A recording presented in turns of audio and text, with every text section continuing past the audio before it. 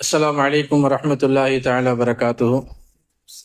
نحمده ونصلي على رسوله الكريم أما بعد فقد قال الله تعالى أعوذ بالله من الشيطان الرجيم بسم الله الرحمن الرحيم إن الذين قالوا ربنا الله ثم استقاموا تتنزل عليهم الملائكة ألا تخافوا ولا تحزنوا وأبشروا بالجنة. படைத்த அல்லாஹுக்கே எல்லா புகழும் உரித்தாகட்டுமாக. இருளக நாயகர் நபிகள் நாயகம் ஸல்லல்லாஹு அலைஹி வஸல்லம் அவர்கள் மீதும் அவருடைய குடும்பத்தாளர்கள், தோழர்கள், அவ்வழியில் வாழ்ந்த தாபீன்கள், தபஅ தாபீன்கள், நல்லடியார்கள் நம் அனைவரின் மீதும் அல்லாஹ்வினுடைய சாந்தியும் சமாதானம் நிலவட்டுமாக. அல்லாஹ்வினுடைய மாபெரும் கிருபையினால், உங்கள் எல்லாருடைய துவா பரக்கத்தினாலும், உங்களுடைய பேர் ஆர்வத்தினாலும் இன்றைய தராவியில் 25 ஜுஸு முடிவுக்கு நெருங்கிவிட்டோம்.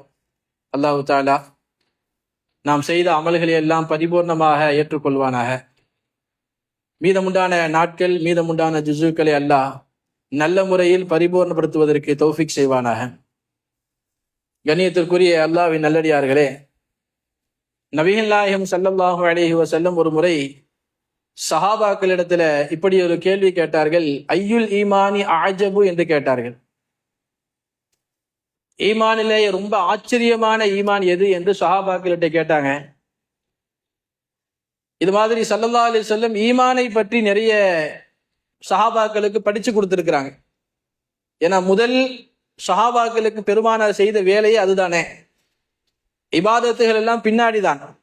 முதல் அவர்களுடைய உள்ளத்தில் இருந்து ஷிர்க்கை வெளியாக்கி ஈமானை புகுத்தினதுதான் முதல் வேலை. 13 வருட காலம் ஸல்லல்லாஹு அலைஹி வஸல்லம் இதைத்தான் செய்தாங்க மக்காவில் இருக்கும் பொழுது. அதனால இது மாதிரி சஹாபாக்களுக்கு மத்தியில், பெருமானாருக்கு மத்தியில் நிறைய உரையாடல்கள் ஈமானை பற்றி வந்திருக்கிறதாக நாம் வரலாறுகளே பார்க்கிறோம்.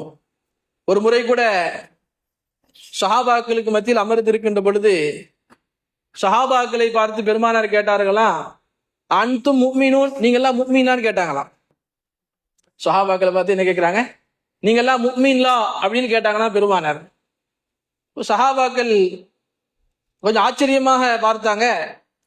அந்த மஜ்லிஸ்ல உமர் ரலியல்லாஹு இருந்தாங்க. உமர் ரலியல்லாஹு மற்ற கேள்விகளுக்காவது கொஞ்ச நேரம் யோசிச்சிருப்பாங்க. இந்த கேள்விக்கு டக்குன்னு பதில் சொல்லிட்டாங்க. ஏன்னா இதுல சந்தேகம் வந்துடக்கூடாது இல்ல, முஃமினா இல்லையான்னு. உடனே பதில் சொன்னாங்க. உமர் ரலியல்லாஹு நஹனு முஃமினூன ஹக்கன் என்று சொன்னார்கள். ஆமா, நாங்கெல்லாம் உண்மை முஃமின் என்று சொன்னார்கள். இன்ஷா அல்லாஹ்ங்கிற வார்த்தையில அங்க பயன்படுத்தல. அங்க போய் இன்ஷா அல்லாஹ்னு சொல்ல முடியாது, நாங்க இன்ஷா அல்லாஹ்னு சொல்லிட முடியாது, சொல்லவும் கூடாது. ஹக்கன், கட்டாயமாக, உண்மையாக நாங்கள் முஃமின் என்றார்கள் உமர் ரலியல்லாஹு.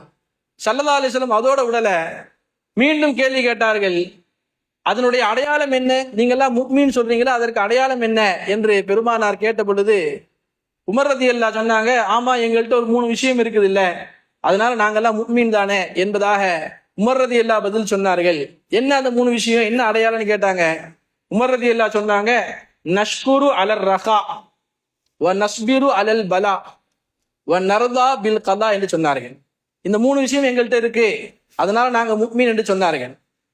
நஷ்குரு அலர் ரஹா, எங்களுக்கு இறைவன் கொடுத்திருக்கக்கூடிய நிஅமத்துகளுக்கு நாங்கள் நன்றி செலுத்திக் கொண்டிருக்கிறோம், ஒண்ணு. இரண்டாவது சொன்னார்கள் உமர் ரலியல்லாஹு, வ நஸ்பிரு அலல் பலா, அதே இறைவன் எங்களுக்கு சில நேரங்கள் சோதனைகளை தந்து கொண்டிருக்கிறான், அதில் நாங்கள் பொறுமையாக இருந்து கொண்டிருக்கிறோம் என்றாங்க. சோதனை நேரத்துல புலம்புறது இல்ல, அந்த சோதனையை நாங்கள் பொறுமையாக எடுத்துக்கொள்கிறோம் என்று சொன்னார்கள் உமர் ரலியல்லாஹு. மூணாவது சொன்னார்கள், வ நர்தா பில் கலா, எங்களுக்கென்று இறைவன் எதை நியமனம் செய்திருக்கிறானோ, எழுதியிருக்கிறானோ அதை நாங்கள் ஏற்றுக்கொள்றோம். நாங்க எங்களுக்கு என்ன நடந்தாலும் அது கலா கதிர் தான், அந்த கலா கதிரை நாங்கள் பொருந்தி கொண்டோம் என்பதாக உமர் ரலியல்லாஹு சொல்லிட்டு சொன்னாங்க. இந்த 3 அடையாளம் எங்கள்கிட்ட இருக்குது இல்ல, அப்ப நாங்க முஃமின் தான் என்பதாக உமர் ரலியல்லாஹு சொன்னார்கள். பெருமானார் ஸல்லல்லாஹு அலைஹி வஸல்லம் ரொம்ப புகழ்ந்து பேசினார்கள், சந்தோஷப்பட்டார்கள். சரியான பதில் தானே, எவ்வளவு தெளிவான பதிலை கொடுத்திருக்கிறார்கள் உமர் ரலியல்லாஹு பாருங்க. இது மாதிரி ஈமானை பற்றி நிறைய உரையாடல் நடந்திருக்கிறது அல்லவா. இப்ப ஸல்லல்லாஹு அலைஹி வஸல்லம் சஹாபாக்கிட்ட கேட்ட கேள்வி என்னன்னா, ஐயுல் ஈமானி அஅஜபு என்று கேட்டார்கள். ஈமான்ல ரொம்ப ஆச்சரியமான ஈமான் எது என்று கேட்டார்கள். நமக்கெல்லாம் கேள்விப்பட்டிருப்ப இந்த சம்பவத்தை. உமர் ரலியல்லாஹு சொன்னாங்க, சஹாபாக்கள் சொன்னாங்க, மலக்குமார்களுடைய ஈமான் தான் ரொம்ப ஆச்சரியமான ஈமான் என்றாங்க. ஏன், என்ன காரணம்? அல்லாஹ் குர்ஆன்லயே சொல்றான், நம்ம எல்லாம் கேள்விப்பட்டிருக்கிறோம், லா யாசூன் அல்லாஹ் மா அமரஹும் வ யஃஅலூன மா யுமரூன். அவங்க எந்த தவறும் செய்ய மாட்டாங்க, அல்லாஹ் சொன்னதை உடனே செஞ்சிருவாங்க, மாறு செய்யவே மாட்டார்கள். அவர்கள்ட்ட ரெண்டு விஷயம் கிடையவே கிடையாது. அந்த ரெண்டு விஷயம் இல்லாததுனால அவங்க மாறு செய்யறதே இல்லை. என்ன ரெண்டு விஷயங்க? நப்சு அவங்களுக்கு கிடையாது, பத்தன் அவங்களுக்கு கிடையாது. இந்த ரெண்டும் இருக்கிற மனுஷன் தான் நிறைய தப்பு செய்யறான். நப்சு இருக்குது, மனோ இச்சைக்கு கட்டுப்படுகிறான், தவறு செய்கிறான். வயிறு இருக்கிறது, அதை நிரப்ப வேண்டும் அல்லவா? வயிறுக்கு சாப்பாடு கொடுக்காம இருந்தா சரி வராத. வயிற்றுக்காக வேண்டி, சாப்பாட்டிற்காக வேண்டி, உணவுக்காக வேண்டிதான் நம்ம கஷ்டப்படுகிறோம். அது கிடைக்காத நேரத்தில் சிலர்கள் தவறு செய்கிறார்கள். அதே மாதிரி நப்சுக்கு கட்டுப்பட்டு நடக்காதவன் தவறு செய்கிறான். இந்த ரெண்டுமே அவங்களுக்கு இல்ல, அதனால அவங்க தவறே செய்யறது இல்ல. அதனாலதான் அவங்க சிறந்தவங்க, அவங்க ஆச்சரியமான ஈமான் உடையவங்கன்னு சொன்னாங்க. ஸல்லல்லாஹு அலைஹி வஸல்லம் சொன்னாங்க, நான் ஆச்சரியமான ஈமான் தான் யாருன்னு கேட்டேன், சிறந்தவங்க யாருன்னு கேட்கல. சிறந்த ஈமான் யாருன்னு கேட்கல, ஆச்சரியமான ஈமான் யாருக்குரியது? அப்ப அவங்க இல்லையா? அப்ப நபிமார்களாக இருப்பாங்கன்னாங்க. நபிமார்களும் இல்லை என்றார்கள், மலக்குமார்களும் இல்லை. ஏன்னா மலக்குமார்களுக்கு தான் தவறு செய்யற சிஃபத்தே கிடையாது. அப்ப எப்படி அவங்க ஆச்சரியமான ஈமானுக்குரிய ஆவாங்க? அப்ப நபிமார்களா? நபிமார்களும் இல்லை. ஏன்னா அவர்கள் அல்லாஹ்வால் தேர்ந்தெடுக்கப்பட்டு நுபுவத்து கொடுக்கப்பட்டவர்கள். அவங்கள்ட்ட தவறு நடக்கவே வாய்ப்பில்லை என்பதா அல்லாஹ்வே சொல்லுகிறான். அப்ப அவங்களுடைய ஈமானும் ஆச்சரியமான ஈமான் இல்லை. அப்ப மூணாவது ஸ்டேஜ்ல யார் இருக்கிறா? மலக்குமார்கள், நபிமார்கள். நபிமார்களை பார்த்த, பெருமானாரை பார்த்த சஹாபாக்கள். அன்னைக்கு வாழ்ந்தவங்க அவங்க தானே. அப்ப நாங்களான்னு கேட்டாங்க. நீங்க எப்படி ஆக முடியும்னாங்க. நீங்க தான் வஹி இறங்குறத பார்த்துக்கிட்டு இருக்கீங்கல்ல, வஹி இறங்குவதை பார்க்கக்கூடிய நீங்கள் ஆச்சரியமுக்குரிய ஈமான்தாரியாக, ஈமானுடையவர்களாக எப்படி ஆவீங்க? சஹாபாக்கள் சிறந்தவர்கள், அதில் எந்த மாற்று கருத்தும் இல்லை. சஹாபாக்கள் நம்மளை விட குறைந்தவர்கள் கிடையாது. அவர்கள் மனித உலகில் சிறந்தவர்கள், நபிமார்களுக்கு அடுத்துள்ளவங்க. ஆனால் ஆச்சரியமான ஈமானுக்குரியவர்கள் அவர்களா? ஸல்லல்லாஹு அலைஹி வஸல்லம் சொல்றாங்க, இல்லைன்னாங்க. நீங்க தான் வஹி இறங்குறத பார்த்துக்கிட்டு இருக்கீங்க, என்ன பாக்குறீங்களா இல்லையா?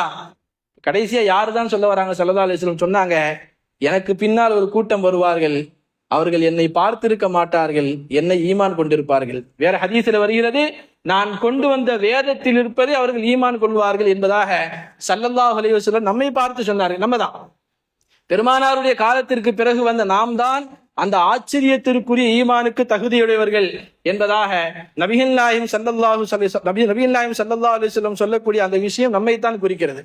கண்ணியத்திற்குரியவர்களே, ஆச்சரியமான ஈமானுக்கு சொந்தக்காரர்கள் நாம் தான். சிறந்த ஈமானை பற்றி நான் சொல்லவில்லை, சஹாபாக்களுக்கு அடுத்துதான் நம்ம.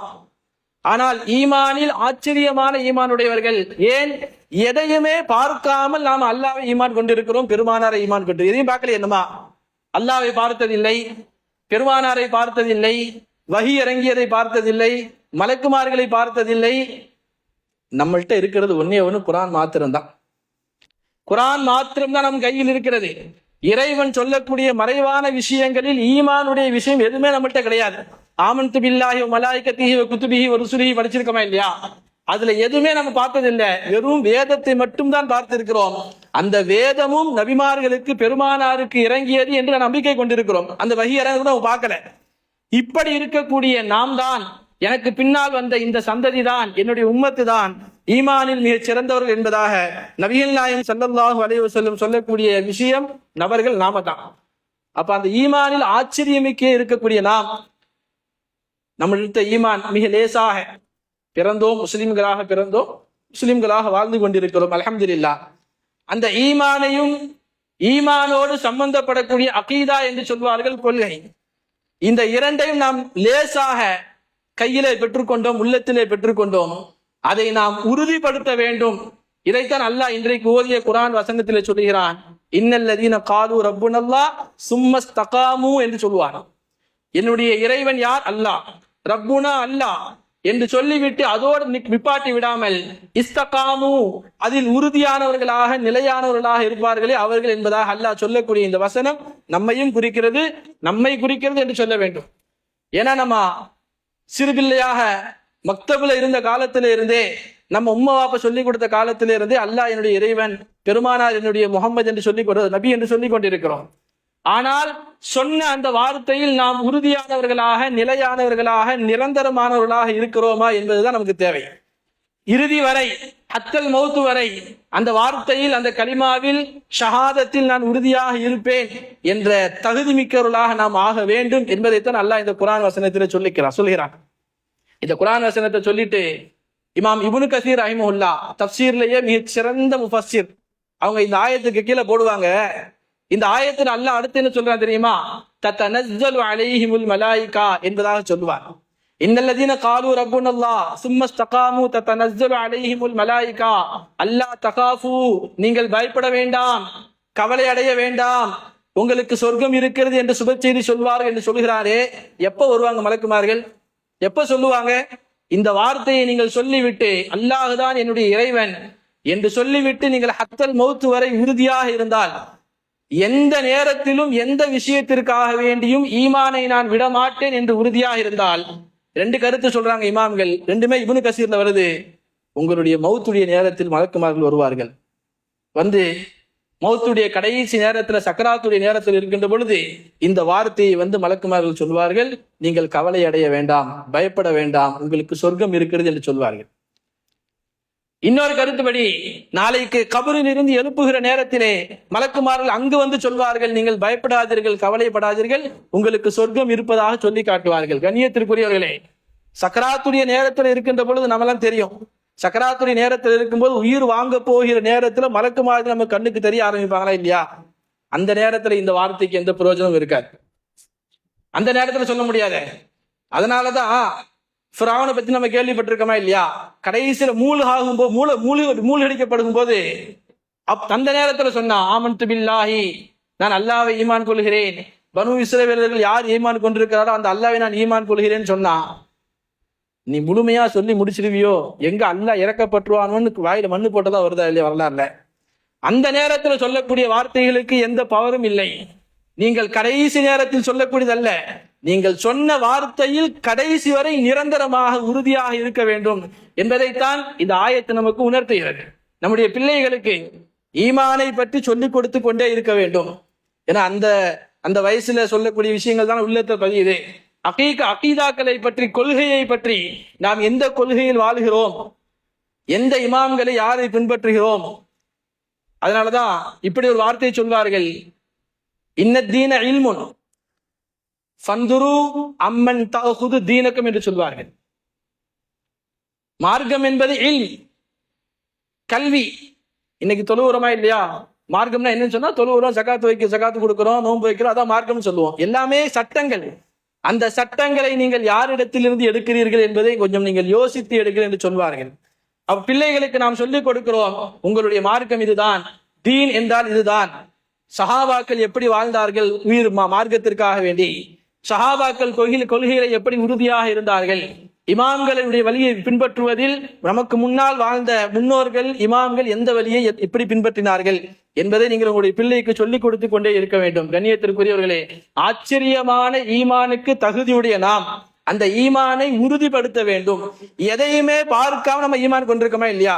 அந்த ஈமானை கடைசி வரை உறுதிப்படுத்த வேண்டும். அந்த ஈமானுக்கு நிறைய வேல்யூ இருக்கு. சஹாபாக்களை விட மிஞ்சிட மாட்டோம். சஹாபாக்கள் அவங்க வேற ஒரு தரஜாவில் உள்ளவர்கள். ஆனால் பெருமானாருக்கு பின்னால் பெருமானாரை பார்க்காமல், எதையுமே பார்க்காமல் ஈமான் கொண்டிருக்கிற நாம் அதிலே உறுதியாக இருக்கின்ற பொழுது நாம் உச்சத்தை தொடுவோம். ஒரே ஒரு சம்பவம் நமக்கெல்லாம் தெரிந்த ஒரு நபர் தான். சில நாட்களுக்கு முன்னால் கூட ஹஜ்ரத் அவர்கள் சொல்லி காட்டினார்கள், புஹுலுல் தானா என்று சொல்லக்கூடிய ஒரு இறைநேசர் இருந்தார். ஹாரூன் ரஷீத் பாதுஷாவுடைய காலத்தில் தான் வாழ்ந்தார் அவர் இறைநேசர். சும்மா சாதாரணமாக தான் இருப்பாங்க. பெரும்பாலுமே இறை நேசர்களாக இருப்பார்கள், பகட்டை காட்டிக் கொள்ள மாட்டார்கள், சாதாரணமாக இருப்பார்கள். ஒரு முறை அரசரும் அரசருடைய மனைவி ஜுபைதா இருவரும் கடற்கரையின் பக்கம் அப்படியே வலம் வருகிறார்கள். அங்கே புஹுலுல் தானா இருந்து கொண்டு சும்மா சின்ன பிள்ளை மண்ணில விளையாடுமா இல்லையா, அந்த மாதிரி மண்ணில ஒரு வீட்டை கட்டி விளையாண்டு கொண்டிருக்கிறார். ரெண்டு பேரும் அப்படியே நடந்து வராங்க. இவர் மண்ணில் வீட்டு கட்டி விளையாண்டுகிட்டு இருக்கிறாரு. அரசருக்கு இவர் புஹுலுல் தானா தான் என்று தெரியும், இவர் சிறந்தவர் என்பதும் தெரியும், இறை நேசர் என்பதும் தெரியும். தெரிஞ்சுக்கிட்டு அப்படியே நடந்து வராங்க. ஆனா அரசருடைய மனைவி ஜுபைதா அம்மா அவர்களும் மார்க்க விஷயத்தில் பேணுதலாக உறுதிமிக்க ஒரு பெண்மணி. ஜுபைதா அம்மா நமக்கு தெரியும் நினைக்கிறேன், ஹஜ்ஜிக்கு உம்ராவுக்கு போயிட்டு வந்தவங்களுக்கு எல்லாம் தெரியும். மக்காவில் இன்றும் ஜுபைதா கால்வாய் கணவாய் என்று ஒன்று இருக்கிறது. அன்றைக்கே அவங்க வாழ்ந்த காலத்திலேயே உம்ராவுக்கு ஹஜ்ஜிக்கு வந்திருந்த போது கடுமையான பஞ்சம் ஏற்பட்டது, தண்ணீர் பஞ்சம். அதனால ஈரான் நாட்டில இருந்து அப்படியே ஒரு கால்வாயை வெட்டி கொண்டு வந்து மக்கா வரைக்கும் விட்டிருந்தாங்க. தண்ணீர் பஞ்சம் ஏற்படவே கூடாது என்பதற்காக வேண்டி சுவைதா கால்வா என்றே சொல்லி காட்டுவார்கள். இன்றைக்கும் மக்காவுக்கு போனீங்கன்னா அந்த அம்மாவும் பேணுதலான அம்மா. அவங்க கிட்ட வந்து புஹ்லுல் தானா கிட்ட வந்து இது என்னன்னு கேட்டாங்க. இது ஒரு வீடு, இந்த வீட்டை நீங்க வாங்கிக்கிட்டீங்கன்னா உங்களுக்கு மறுமையில ஒரு வீடு கிடைக்கும்னு சொன்னாரு புஹ்லுல் தானா. உடனே அந்த அம்மா அப்படியா, இது எவ்வளோன்னு கேட்டாங்க. ஒரு 10 தீனார் கொடுங்கன்னாங்க. 10 தீனார் கொடுத்துட்டு அவங்க வாங்கிட்டாங்க. வாங்கிட்டு வீட்டுக்கு போயாச்சு. வீட்டுக்கு போய் ராத்திரி உறங்கும் பொழுது ஹாரூன் ரஷீத் பாதுஷாவுடைய கனவிலே சொர்க்கம் தெரிகிறது, ஒரு கோட்டை தெரிகிறது. அந்த கோட்டைக்குள்ள அவர் போற மாதிரி உள்ள போறாங்க. தடுக்கப்படுகிறார், கோட்டைக்குள்ள நீங்க போகக்கூடாது என்று. ஏங்க போகக்கூடாது? இந்த கோட்டை ஜுபைதாவுடைய கோட்டை, உங்களுக்கு அனுமதி இல்லை என்று சொன்னார்கள். அப்பதான் அவருக்கு தெரிஞ்சிச்சு, ஆஹா நேத்து ஒரு மண் வீடு வாங்கினாங்கல்ல, அந்த வீட்டுக்கு போறோம் இவங்களுக்கு கிடைச்சிருக்கு போல தெரியுது. திரும்பவும் நாளைக்கு அதே மாதிரி வாக்கிங் போறாங்க. புஹ்லுல் தானா அதே இடத்தில் இருக்கிறார், மண் வீடு கட்டி கொண்டு இருக்கிறார். எனக்கு வீடு தாங்கலன்னு கேட்டாங்களா, தரேன். எவ்வளோ? உங்கள்கிட்ட இருக்கிற மொத்த சொத்தையும் எனக்கு தரணுங்க. மொத்த சொத்தையும் எனக்கு தாங்க என்று கேட்டார். ஏங்க நேத்து 10 தீனார் தானே கேட்டீங்க? நேத்து கனவுல பாத்தீங்களா இல்லையா, சொர்க்கத்துல ஒரு கோட்டை பாத்தீங்க இல்லையா, அந்த கோட்டை உங்களுக்கு கிடைக்கணும்னா இப்ப நீங்க மொத்த சொத்தையும் தரணும்னாங்க. எதையும் எதிர்பார்க்காமல் நாம் இறை விஷயத்தை தேடி போகின்ற பொழுது அதற்கு வேல்யூ ரொம்ப அதிகம். காசு ரொம்ப கம்மிங்கிற மாதிரி வேல்யூ ரொம்ப அதிகம். எதையுமே எதிர்பார்க்காமல் நாம் அல்லாஹ்வை ஈமான் கொண்டு இருக்கிறோம், அல்லாஹ் ரப்புனா என்று சொல்லி இருக்கிறோம். அந்த ஈமான், அந்த வார்த்தை இறுதி வரை உறுதியாக நிரந்தரமாக நம்மிடத்தில் இருக்க வேண்டும் என்பதைத்தான் இந்த வசனம் நமக்கு உறுதிப்படுத்துகிறது. அல்லாஹ் சுப்ஹானஹு வ தஆலா வாழும் காலமெல்லாம் எந்த நேரத்திலும் எந்த விஷயத்திலேயும் ஈமானோடு உறுதிமிக்கவர்களாக வாழக்கூடியவர்களாக அல்லாஹ் நம்மை ஆக்கியல் புரிவானாக. நாளை உயிர் நம்மை விட்டு பிரிகின்ற நேரத்திலே லா இலாஹ இல்லல்லாஹ் முஹம்மது ரசூலுல்லாஹ் என்ற திருக்கலிமாவை முடிந்தவர்களாக இந்த உலகை விட்டு பிரியக்கூடிய பாக்கியத்தை அல்லாஹ் நம் அனைவருக்கும் தந்தல் புரிவானாக. அஸ்ஸலாமு அலைக்கும் வரஹ்மத்துல்லாஹி தஆலா வபரகாத்துஹு.